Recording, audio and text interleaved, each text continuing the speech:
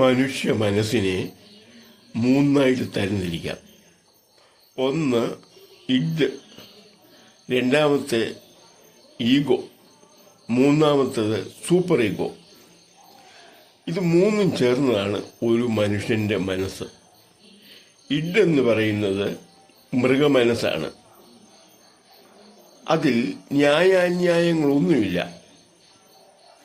ഭക്ഷണം, മൈഥുനം, അതിജീവനം, ഈ മൂന്ന് കാര്യങ്ങളെ പരിഗണിക്കുന്നുള്ളൂ.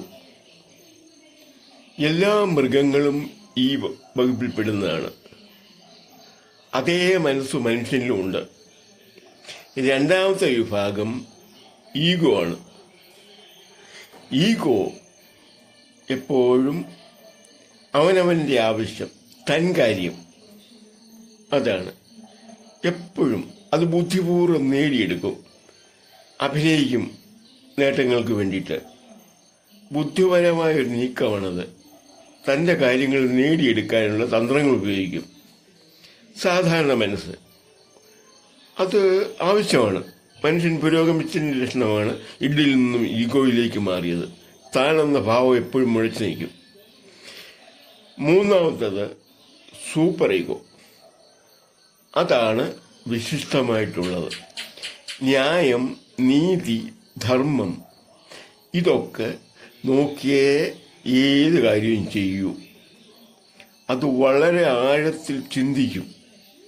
ഈ മൂന്ന് കാര്യങ്ങൾ, ന്യായം, നീതി, ധർമ്മം, ഇതിന് വില കൊടുത്തുകൊണ്ടുള്ള ചിന്തയും തീരുമാനങ്ങളും ഈ സൂപ്പർ ഈഗോയുടെ സൃഷ്ടിയാണ്. ശരിയായ മനുഷ്യത്വത്തിലേക്ക് വളർന്ന ഒരവസ്ഥയാണത്. ഇത് മൂന്നും ചേർന്ന ആ മനുഷ്യൻ. എന്നാൽ ചില ആൾക്കാരിൽ ഇതിലൊന്ന്, ഏതെങ്കിലും ഒന്ന്, അല്ലെങ്കിൽ എല്ലാ മനുഷ്യരിലും ഏതെങ്കിലും ഒന്ന് മുഴച്ചു നിൽക്കും, ഒന്ന് കൂടിയിരിക്കും. അത് തിരിച്ചറിയാം അല്പം ശ്രദ്ധിച്ചാൽ. എല്ലാം ഒരുപോലെയാണ് ഈ മൂന്നും. അതിൽ ഒരെണ്ണം അല്പം മുഴച്ചു നിൽക്കും, അല്പം കൂടുതൽ കാണും.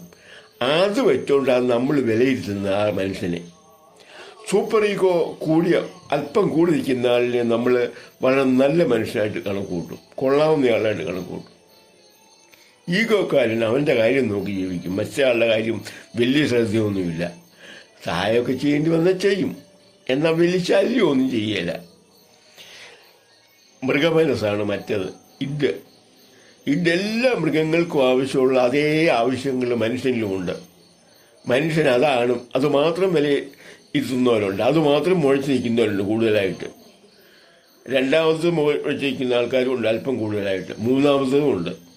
അങ്ങനെ വ്യത്യസ്ത രീതിയിൽ എല്ലാം ഈ മൂന്ന് വകുപ്പ് എല്ലാ മനുഷ്യനും ഉള്ളതുകൊണ്ട് നമ്മളുടെ ആളെ പരിഗണിക്കുമ്പോൾ നല്ലവനാണെന്നും പറഞ്ഞ് മുദ്ര കുത്തരുത്. അത് മണ്ടത്തരവാ. ബൈബിള് പറയുന്നു വിധിക്കരുത്. അതാണ് സത്യം. ഓക്കെ.